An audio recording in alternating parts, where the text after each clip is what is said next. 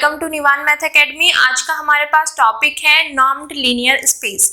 जैसा कि हम इसकी ऑलरेडी 2 वीडियो कर चुके हैं, 2 लेक्चर्स हो चुके हैं हमारे पास, जिसमें सबसे पहले हमने समझाया था इनर प्रोडक्ट स्पेस क्या होता है, फिर उसके बाद कि इनर प्रोडक्ट स्पेस में किसी वेक्टर की नॉर्म किस तरीके से डिफाइन करते हैं वो बताया था। आज जो हमने सेकेंड लेक्चर किया था कि नॉर्म किस तरीके से डिफाइन करते हैं, उसी नॉर्म से रिलेटेड आज हम करने वाले हैं नॉर्म्ड लीनियर स्पेस, एक नया space with the help of vector space की हेल्प से। क्लियर?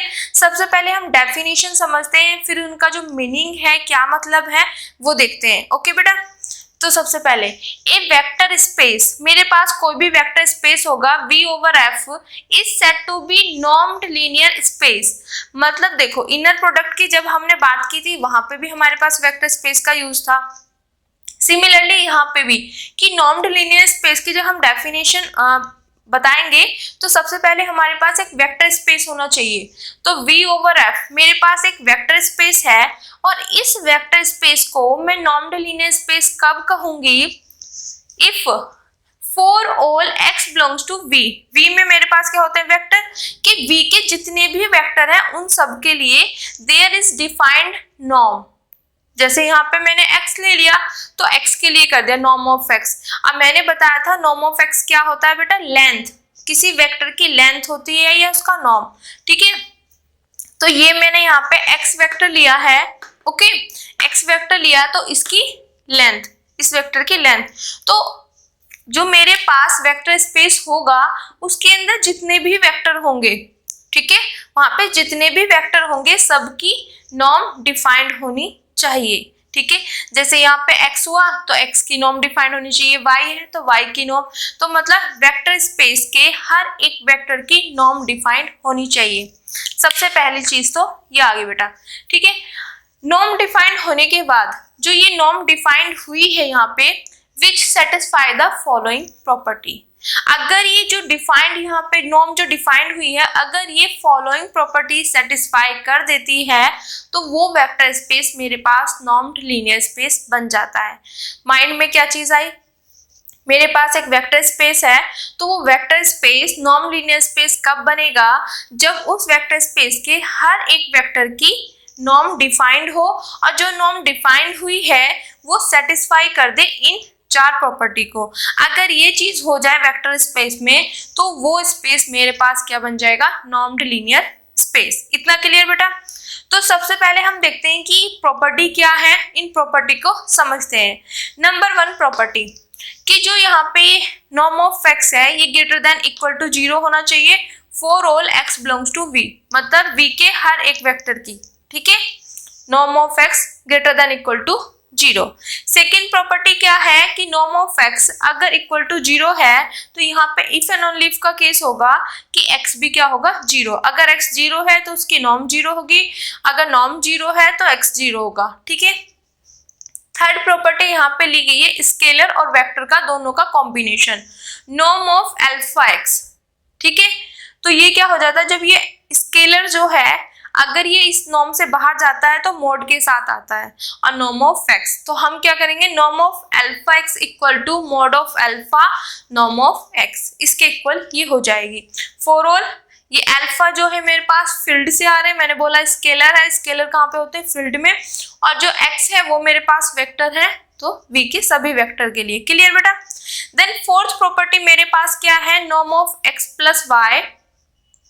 x प्लस वाई की जो नॉर्म है वो लेस देन इक्वल टू होगी norm of x plus norm of y for all x y belongs to v। जो हमारे पास v था, हमने वेक्टर स्पेस लिया, उसके 2 वेक्टर लो, उनका सम करके जो नॉर्म है, ठीक है, norm of x plus y वो लेस देन इक्वल टू होगी norm of x norm of y के सम के। ठीक है, अब देखो ये सारे प्रॉपर्टी हमने कर ली। कहीं कहीं पे आपको ये जो मैंने 4 प्रॉपर्टी लिखी है आपको 3 प्रॉपर्टी में भी मिल सकता है। कैसे? उन्होंने फर्स्ट और सेकंड ये दोनों प्रॉपर्टी को एक जगह कंबाइन कर देते तो 3 प्रॉपर्टी हो जाएगी। ये वाली और ये वाली दोनों एक साथ हो जाए तो 3 प्रॉपर्टी। ठीक है, मैंने यहाँ पे अलग अलग लिखा है तो 4 प्रॉपर्टी। अकॉर्डिंग टू जैसे भी आपको कंफर्टेबल लगे उस अकॉर्डिंग आप कर सकते हो। इन दोनों को एक भी बना सकते हो और 2 भी। ठीक है बेटा, अब जो हमने प्रॉपर्टी यहाँ पे लिखी है अब इनका मतलब समझते हैं क्या है, किस तरीके से है। देखो बेटा, यहाँ पे जो वेक्टर स्पेस था, ठीक है, तो यहाँ पे for all x belongs to v, यहाँ पे हमारे पास नॉर्म डिफाइंड थी, ठीक है। अब हमने इससे पहले वाले लेक्चर में ही किया है कि नॉर्म किस तरीके से डिफाइंड होती है। नॉर्म एक तो लेंथ होती है, तो इस वेक्टर की जो लेंथ है वो किस तरीके से डिफाइंड होती है, स्क्वायर रूट x और x का इनर प्रोडक्ट, ठीक है।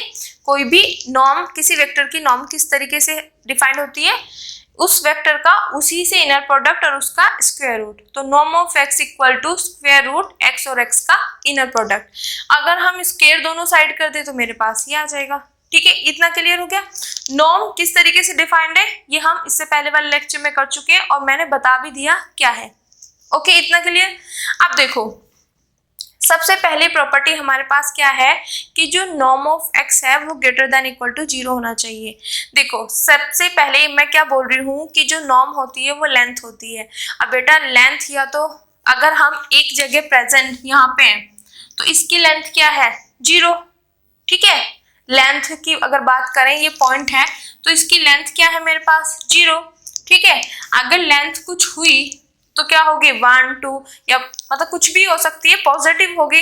हमने आज तक अपनी लाइफ में ये तो नहीं सुना कि लेंथ नेगेटिव होती है, तो डिस्टेंस या लेंथ जो होती है हमेशा पॉजिटिव होती है ना बेटा, तो वही चीज है। तो हमारे पास ये नॉर्म जो है वो लेंथ होती है इस वेक्टर की, तो लेंथ हमारे पास या तो 0 होगी या पॉजिटिव होगी। तो पहली प्रॉपर्टी तो मेरे पास ये है, इतना क्लियर। सेकेंड प्रॉपर्टी क्या है, अगर लेंथ मेरे पास 0 हो जाती है, उस वेक्टर की लेंथ 0 हो रही है, तो इसका मतलब वो वेक्टर 0 होगा। इफ एंड ओनली इफ का केस है। अगर वेक्टर 0 है तो इसकी लेंथ 0 है और ये 0 है, क्लियर। अगर मैं लेंथ निकालू, यहाँ पे कोई स्केलर रख दूं, ठीक है, ये alpha, norm of alpha x, तो ये क्या है, जो स्केलर है ये मोड के साथ आएगा और लेंथ एक्स की लेंथ इस तरीके से, ये हो गई मेरे पास थर्ड प्रॉपर्टी, ठीक है। Mod of alpha x, sorry norm of alpha x equal to हो जाएगी जो यहाँ पे स्केलर है इसका मोड, और ये अब देखो ये भी समझने वाली चीज है, लॉजिक है। ये मेरे पास भी क्या होगी, नॉर्म है तो लेंथ होगी, लेंथ किसकी होगी, अल्फा एक्स की, ठीक है। अब देखो ये मेरे पास क्या होगी, लेंथ है तो ऑब्वियसली या तो 0 है या पॉजिटिव, वही चीज आ जाती है, ठीक है। अब जैसे ये स्केलर बाहर गया नॉर्म से, बाय चांस मैंने यहाँ पे मोड ना लगाया, ये नॉर्म लिख दिया इस तरीके से, ये समझो, ठीक है। ये मेरे पास पॉजिटिव हो गया 0। अब देखो ये वाली जो चीज है, अब ये अल्फा मैंने बाहर ले लिया और ये नॉर्म ऑफ एक्स, तो नॉर्म ऑफ एक्स ये क्या होगा मेरे पास, मतलब लेंथ है तो पॉजिटिव या 0, ठीक है। अब ये स्केलर है, ये स्केलर फील्ड से आ रहा है। अब फील्ड से तो बेटा कुछ भी हो सकता है, नेगेटिव पॉजिटिव कुछ भी। अगर बाय चांस इसकी वैल्यू नेगेटिव होगी तो मेरे पास इसकी वैल्यू क्या हो जाएगी, नेगेटिव। क्या लेंथ का भी नेगेटिव देखी है, तो इसलिए इसको वो करने के लिए यहाँ पे मोड लगाया कि बाय चांस अगर ये स्केलर की वैल्यू नेगेटिव आती है तो मोड लगा देंगे, जिससे हमारे पास लेंथ क्या हो, पॉजिटिव हो या 0, वही वाला केस जो यहाँ पे कर रहे हैं। तो ये चीजें समझने वाली है कि जो ये नॉर्म डिफाइन की गई है ना, फॉलोइंग प्रॉपर्टी नॉर्म को ही ध्यान में रखते की गई है, क्योंकि नॉर्म एक लेंथ है, तो लेंथ मेरे पास ये तो 0 होती है पॉजिटिव, 0 हुई तो जिस वेक्टर की लेंथ 0 आ रही है तो वो वेक्टर 0 होगा, ठीक है, वो चीज होगी। अगर यहाँ पे ये भी मेरे पास लेंथ है और यहाँ पे कोई मल्टीप्लाई है स्केलर, ठीक है, ये बाहर जाएगा, बाई चांस ये नेगेटिव आ गया, तो नेगेटिव आ गया तो वो लेंथ क्या हो जाएगी, नेगेटिव में, पर ये पॉसिबल नहीं है, तो उसको बैलेंस करने के लिए यहाँ पे मोड लगाया है, क्योंकि लेंथ हमेशा पॉजिटिव होती है, नॉर्म ऑफ एक्स।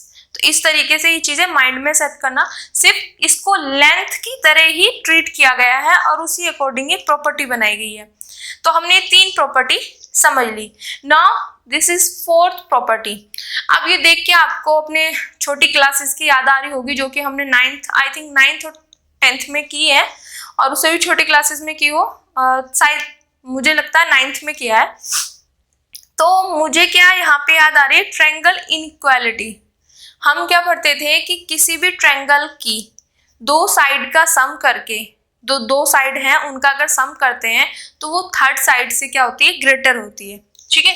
मेरे पास ये कोई ट्रायंगल होगा, अगर इनकी 2 साइड का मैं सम कर दूं तो ये तीसरी साइड से क्या होंगे, ग्रेटर देन इक्वल टू, ठीक है, ग्रेटर देन होते हैं। ओके बेटा, इतना क्लियर। तो वही चीज यहाँ पे किया गया है, या तो जैसे ट्रायंगल बनाया ना मैंने, इन दोनों साइड का सम करके या तो इसके इक्वल आ जाएगा या इन दोनों का सम बड़ा होगा, ठीक है। क्योंकि ऑब्वियसली आप देखो, एक तो एक साइड है, फिर दो साइड है, दोनों साइड का अगर सम करेंगे तो वो ग्रेटर तो होगी ना, ठीक है, या इक्वल हो जाएगी, दो ही पॉसिबिलिटी है। तो उसी को यहाँ पे किया गया है, क्योंकि ये भी मेरे पास क्या है, लेंथ है, this is length, this is length, ये लेंथ किसकी है, x प्लस वाई वेक्टर की, ये लेंथ किसकी है, x वेक्टर की, ये लेंथ किसकी है, y वेक्टर की, ठीक है। और यहाँ पे x y दोनों वेक्टर जो है वो v से आ रहे हैं, मतलब वेक्टर स्पेस से, क्लियर। तो इस तरीके की जो हमारे पास प्रॉपर्टी होती है उसको बोलते हैं ट्रायंगल इनइक्वालिटी। क्यों?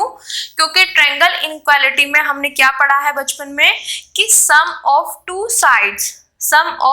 साइड्स ऑफ ए ट्रायंगल, किसी ट्रायंगल के दो साइड का जो सम होता है वो इज ग्रेटर देन होता है थर्ड साइड से, जो मैंने अभी आपको बताया है कि ट्रायंगल के किसी दो साइड का जो सम होता है वो उसकी थर्ड साइड से क्या होता है, उनका सम कर दे तो वो थर्ड साइड से क्या हो जाता है, ग्रेटर हो जाता है, greater than the third side. अब देखो ये कैसे किया, अब देखो ये वाली साइड मैंने मान ली लेंथ ही तो है, नॉर्म ऑफ एक्स, ये नॉर्म ऑफ वाई, तो दोनों का सम कर दिया और ये होगी मेरे पास थर्ड साइड, ठीक है। एक ये वेक्टर मान लिया, इस वेक्टर की लेंथ ये मान ली, इस वेक्टर की लेंथ ये मान ली, इस वेक्टर की लेंथ मान ली। अब इन दोनों का अगर मैं सम करूंगी तो ये ग्रेटर देन इक्वल टू होगा इस थर्ड साइड से, तो तभी तो यहाँ पे हमें दिखाई दी ट्रायंगल इनइक्वालिटी। और मैंने यहाँ पे साइड में लिखा हुआ है, ये दोनों का मतलब क्या है मेरे पास, इसका और इसका sum of the length of two sides of a triangle. Triangle की जो दो साइड है ना, इनकी जो लेंथ है, लेंथ ही तो बता रही हूँ बेटा मैं, ये लेंथ है, इनका जो सम है वो तो ये प्रेजेंट कर रहा है, और जो ये वाला है ये मेरे पास प्रेजेंट कर रहा है length of the third side of the triangle, ठीक है। तो ट्रायंगल इनइक्वालिटी बहुत ज्यादा फेमस है, बचपन से हम पढ़ते आते हैं, तो देखते ही हमें पता चल गई दो साइड का, ठीक है, एक लेंथ है ये, एक लेंथ है ये, तो ट्रायंगल की दो साइड का सम, और ये एक साइड है तो ये ग्रेटर होगा, तो ट्रायंगल इनइक्वालिटी होगी, क्लियर बेटा। तो मैंने चारों प्रॉपर्टी आपको अच्छे से समझा दिया। ये सिर्फ जो प्रॉपर्टी बनाई गई है वो सिर्फ लेंथ को ध्यान में रख के बनाई गई है कि हमारे पास लेंथ क्या होती है, ग्रेटर मतलब पॉजिटिव होती है या जीरो होगी तो मेरे पास यहाँ पे फोर्थ पर जीरो है उस वेक्टर की लेंथ, तो वो वेक्टर जीरो है, वेक्टर जीरो है तो लेंथ जीरो है।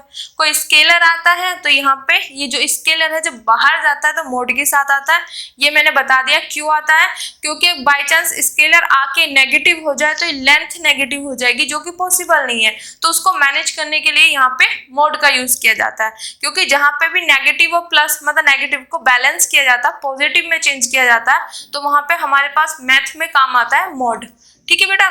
और ये होगी हमारे पास फेमस ट्रायंगल इनइक्वालिटी। इतना क्लियर बेटा। तो अब एक बार और बता देती हूँ मैं, किसी भी वेक्टर स्पेस में मेरे पास एक वेक्टर स्पेस होगा V/F, उस वेक्टर स्पेस को नॉर्म्ड लीनियर स्पेस में कब बोलूंगी, उस वेक्टर स्पेस के हर एक वेक्टर पर के लिए नॉर्म डिफाइंड हो, और जो नॉर्म डिफाइंड होती है वो इन फॉलोइंग प्रॉपर्टी को सेटिस्फाई करे। नंबर 1 कि norm of x greater than equal to 0, second norm of x equal to 0 if and only if का केस होगा x इक्वल टू 0, थर्ड होगी norm of alpha x equal to mod of alpha norm of x, और fourth होगी हमारे पास triangle inequality. तो mind में ये चीजें सेट करना है कि norm of x vector space है, उसके हर एक वेक्टर के लिए नॉर्म डिफाइंड होनी चाहिए, नॉर्म ये चार प्रॉपर्टी सेटिस्फाई करे, 4 या 3, इन दोनों को एक कंबाइन कर दो तो 3 हो जाएंगी, वैसे 4। क्लियर बेटा। और इनको रटना नहीं है, लेंथ को ध्यान में रखे कि मेरे पास क्या होता है, लेंथ या तो 0 होती है पॉजिटिव, फर्स्ट 0 होगी तो वो वेक्टर 0 होगा, कोई स्केलर आया तो उसको मैनेज करने के लिए जब वो स्केलर बाहर जाएगा तो मोड लग जाएगा, और थर्ड फोर्थ जो है हमारे पास ट्रायंगल इनइक्वालिटी, वो हमें बचपन से आती है। तो इनको रटना नहीं है, क्रैमिंग नहीं करनी, समझना है, लेंथ को माइंड में सेट रखो, और फिर लेंथ की क्या क्या प्रॉपर्टी होती है वो चीज यहाँ पे है जो मेन है, पॉजिटिव होगी, जीरो होगी, जीरो होगी तो वो वेक्टर जीरो होगा, स्केलर है बाहर आएगा, तो नेगेटिव ना हो इसलिए मोड लग जाएगा, और ट्रायंगल इनइक्वालिटी। क्लियर बेटा? तो ये चीज मैंने आपको इसके बारे में बता दिया कि कोई भी वेक्टर स्पेस में अगर मेरे पास उसके हर एक वेक्टर के लिए नॉर्म डिफाइंड हो जाए और वो नॉर्म इन चार प्रॉपर्टी को सेटिस्फाई कर दे, तो उस वेक्टर स्पेस को मैं बोल दूंगी नॉर्म्ड लीनियर स्पेस। अब यहाँ पे एक चीज और बताना चाहूंगी मैं लास्ट में बेटा, इसको रफ कर देती हूँ।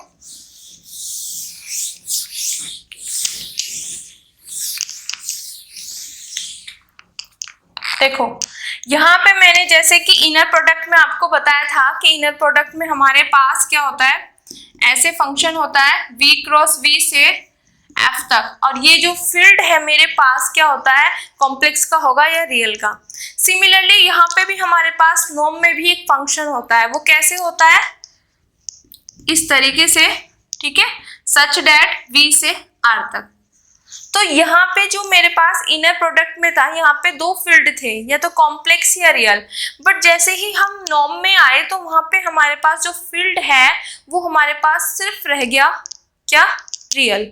ठीक है, अब रियल क्या क्यों रहा, इसका एक लॉजिक है, एक कंसेप्ट है, वो चीज मैं बताना चाहती हूँ जिससे आपको ये चीज क्लियर हो जाए कि जब हम इनर प्रोडक्ट डिफाइन करते हैं तो इस तरीके से, जब नॉर्म डिफाइन करेंगे तो नॉर्म का सिंबल, ये तो इससे तो हम परिचित अच्छे से हो गए, और यहाँ से वेक्टर स्पेस से आर तक। ठीक है, अब मैं वही चीज बोल रही थी, अब ये चीज बता देती हूँ कैसे। अब देखो बेटा, हमारे पास जो नॉर्म होती है वो मेरे पास होती है दिस, यही होती है किसी वेक्टर की लेंथ या नॉर्म, इस तरीके से करते हैं। ठीक है, क्या मैं बोल दूं ये दोनों साइड स्क्वायर कर दिया। क्लियर बेटा? अब देखो मैं इसको नहीं लूंगी क्योंकि मुझे नॉर्म को बताना है कि जब भी हम नॉर्म डिफाइन करते हैं v से r तक, मतलब रियल फील्ड तक क्यों करते हैं, वो चीज बता रही हूँ। यहाँ पे कॉम्प्लेक्स क्यों नहीं आ रहा, इसको मैं बताऊंगी इनर प्रोडक्ट से, क्योंकि ऑलरेडी हम इनर प्रोडक्ट की डेफिनेशन कर चुके हैं। अब देखो मेरे पास इनर प्रोडक्ट ले लिया मैंने x का x से, ठीक है, तो यहाँ पे जब हमने ये लिया था एक्स वाई, इनर प्रोडक्ट मेरे पास क्या होता है बेटा, स्केलर होता है। स्केलर है मतलब फील्ड से है, ये तो फील्ड में ही तो जाता है इनर प्रोडक्ट, तो वहां पे हमारे पास फील्ड के लिए क्या था, दो चीज थी, कॉम्प्लेक्स या रियल, दोनों में से एक होगा। तो मेरे पास ये स्केलर है, या तो ये कॉम्प्लेक्स होगा या रियल, इतना क्लियर। तो इसके लिए हमारी जब इनर प्रोडक्ट की हमने फर्स्ट प्रॉपर्टी पढ़ी थी, कौन सी, कॉन्जुगेट सिमेट्री प्रॉपर्टी। ठीक है, कॉन्जुगेट सिमेट्री वो क्या होती थी, एक्स वाई का इनर प्रोडक्ट वाई एक्स के इनर प्रोडक्ट के कॉन्जुगेट, ये होती थी मेरे पास। ठीक है, ये फर्स्ट प्रॉपर्टी इनर प्रोडक्ट में। अब ये भी मेरे पास इनर प्रोडक्ट है, क्लियर। सिर्फ डिफरेंस क्या है, यहाँ पे दोनों वेक्टर डिफरेंट डिफरेंट है, यहाँ पे सेम है। तो अगर मैं इसकी फर्स्ट प्रॉपर्टी देखूं एक्स और एक्स की, ठीक है, अब मैंने इसका क्या किया, कॉन्जुगेट लिया, कॉन्जुगेट लेके देखती हूँ। तो कॉन्जुगेट में क्या होता है, जब कॉन्जुगेट लेते हैं इसका y और x का कॉन्जुगेट जैसे लिया, तो यहाँ पे आप देखो बेटा y और x का कॉन्जुगेट, तो ये पलट जाते हैं। तो जब इसका कॉन्जुगेट लूंगी तो ये भी पलट जाएंगे, पलटने के बाद ये एज इट इज आ जाएगा। बात समझ आई? मेरे पास इनर प्रोडक्ट फील्ड से आती है, मतलब स्केलर होती है, या तो ये कॉम्प्लेक्स होगा या रियल। ठीक है, तो हमारे पास इनर प्रोडक्ट में पहली प्रॉपर्टी थी कॉन्जुगेट सिमेट्री प्रॉपर्टी, तो वो ये होती है। तो मैं इसको इस वाले इस पे अप्लाई कर रही हूँ। ठीक है, तो मैंने एक कॉन्जुगेट वाला पोर्शन लिया। तो जब हम किसी भी दो वेक्टर के इनर प्रोडक्ट का कॉन्जुगेट लेते हैं तो यहाँ पे वाई एक्स है, जब कॉन्जुगेट लिया इसको तो एक्स वाई हो गया, मतलब आपस में बदल गए वो। तो यहाँ पे ये भी बदल जाएंगे, तो जब बदले तो ये एज इट इज आ गया x, ये वाला x, यहाँ पे ये x, तो वही आ गया। तो अब देखो इतना क्लियर हो गया ना बेटा। अब यहाँ पे ध्यान देना, जब मैंने इसकी मतलब ये वाली प्रॉपर्टी इसका कॉन्जुगेट लिया तो मुझे एज इट इज मिल गया। अब किसी भी नंबर का अगर मेरे पास बाय चांस कॉम्प्लेक्स नंबर है 3 प्लस के 4 आइटा, मैं इसका कॉन्जुगेट लूं तो मेरे पास 3 माइनस के 4 आइटा हो जाएगा। कॉम्प्लेक्स में चेंज होता है। बट अगर मैं किसी रियल का कॉन्जुगेट लूं तो मेरे पास वो एज इट इज आ जाता है। तो दुनिया में एक रियल नंबर एक ऐसा है कि अगर मैं उसका कॉन्जुगेट लूं तो वो मुझे एज इट इज मिलता है, मतलब रियल का कॉन्जुगेट रियल ही आता है। तो जब मैंने इसका कॉन्जुगेट लिया इस इनर प्रोडक्ट का तो ये खुद ही आ गया, मतलब इसका मतलब क्या है कि ये क्या होगा मेरे पास, ये इनर प्रोडक्ट क्या होगी, रियल होगी।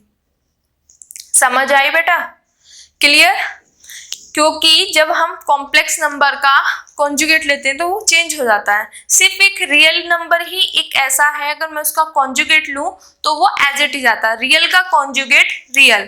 तो मतलब इसका कॉन्जुगेट यही आ रहा है तो इसका मतलब ये रियल होगा, तभी पॉसिबल है। क्योंकि किसी नंबर का अगर देखो यहाँ पे इसकी पॉसिबिलिटी क्या, या तो ये कॉम्प्लेक्स में जाएगा या रियल में। अगर कॉम्प्लेक्स में जाता तो इसका कॉन्जुगेट से ये चेंज होता, ठीक है।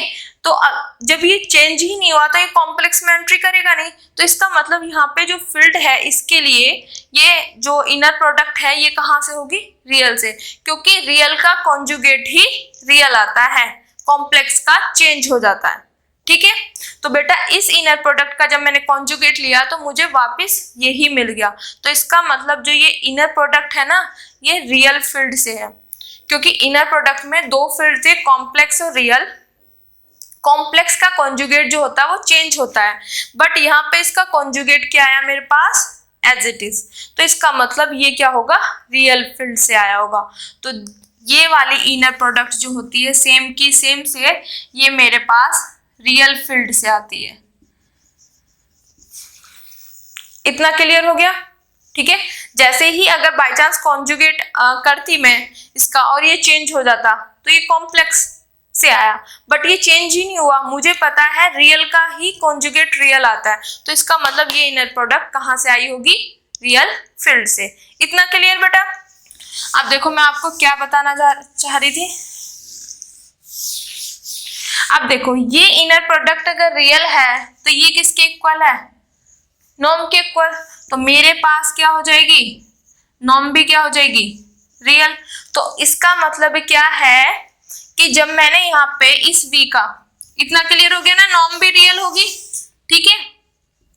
तो ये फंक्शन किस तरीके से डिफाइन किया गया, इस वेक्टर स्पेस से मैंने कोई एक वेक्टर लिया x, उस पर ये नॉर्म लगाई और ये मुझे कहाँ मिलेगा, फील्ड में मिलता। बट मुझे तो पता है कि नॉर्म जो होती है हमारे पास वो क्या होती है, रियल। क्लियर बेटा? तो यहाँ पे जो फील्ड आया वो रियल आया, किस वजह से आया, क्योंकि मेरे पास ये क्या होती है, रियल ही होती है, कॉम्प्लेक्स नहीं होगी। इतना क्लियर, लॉजिक के साथ बताया है। ये चीज आगे मेरे पास, ये इनर प्रोडक्ट जो है ये मेरे पास दो पॉसिबिलिटी है। इनर प्रोडक्ट स्केलर होती है, फील्ड से आएगी। फील्ड या तो मेरे पास कॉम्प्लेक्स होगा या रियल, ठीक है। जब मैंने इसका कॉन्जुगेट लिया, ठीक है, तो कॉन्जुगेट सेम आया।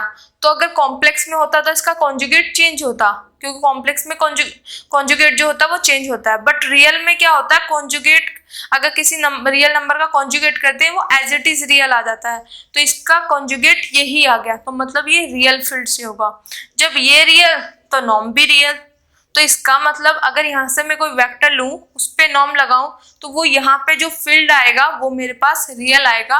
और यही मेन बेसिक कंसेप्ट है कि जब हम नॉर्म डिफाइन करते हैं तो वो फील्ड जो आता है यहाँ पे रियल आता है। तो आगे से हमेशा ये चीज ध्यान रखना कि हमारे पास क्या होती है, इनर प्रोडक्ट के लिए दो पॉसिबिलिटी होती है। इनर प्रोडक्ट स्केलर होती है, या तो वो कॉम्प्लेक्स होगा या रियल, बट जो नॉर्म होता है वो हमारे पास ऑलवेज रियल होती है। इतना क्लियर बेटा? इतना अच्छे से समझ आ गया? ये चीज मतलब समझ आना चाहिए कि हमारे पास जैसे वहां पे इनर प्रोडक्ट एक फंक्शन था, वहां से उस तरीके से डिफाइन करना।